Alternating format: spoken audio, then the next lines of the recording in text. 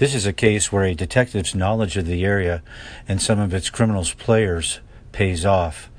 On September 8th, deputies were dispatched to the 1100 block of East Willow Point in Cornville regarding a burglary report. The victim indicated the suspects had entered 2 homes and several outbuildings on their property, taking numerous items of value. Deputies learned that the victim's neighbor was also burglarized, and very likely by the same suspects. There was a substantial amount of property taken in the burglaries, including a 2008 Polaris Ranger, homemade trailer, several expensive bicycles, televisions, a lawnmower, and large quantity of tools. Total losses exceeded $20,000. A detective specializing in property crimes was assigned to the case, and after reviewing a complete list of stolen property, recalled a prior investigation involving 55-year-old James Hawthorne from Cottonwood. Some of the property stolen in the current burglaries is not typical of items stolen, i.e. fishing poles, tackle boxes, and specialized tools. Just such items were recovered during a previous search warrant at Hawthorne's house. Additionally, an anonymous source had contacted the detective recently and shared that Hawthorne was scouting properties in the Oak Creek area to burglarize. Based on this knowledge, on September 10th, the detective drove by Hawthorne's house in the 2700 block of Yuma Circle in Cottonwood and was able to detect a side-by-side vehicle looking similar to the stolen Polaris Ranger. Hawthorne was not known to own such a vehicle. The owner of the Ranger was contacted and supplied details on some of the customization he had done to the Ranger. Detectives returned to Yuma Circle and with the aid of binoculars were able to confirm the vehicle on Hawthorne's property belonged to the victim. Detectives attempted to contact Hawthorne at his home, but there was no answer, even though detectives could hear someone inside the house. The detectives maintained a view of the front of the house while a search warrant was completed.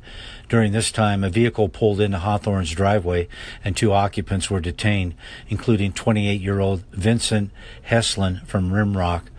The case detective knew Heslin, who served prison time for a prior burglary conviction. By the time the warrant was served, no one was found in Hawthorne's home, but the house was filled with tools, bicycles, antiques, and other miscellaneous items. The tools completely covered the living room floor, and there were power and hand tools piled behind the couch.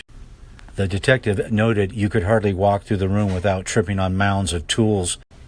There were 2 more expensive Specialized brand bikes in the kitchen, which looked like they were just placed there. In Hawthorne's bedroom were 3 fully loaded firearms.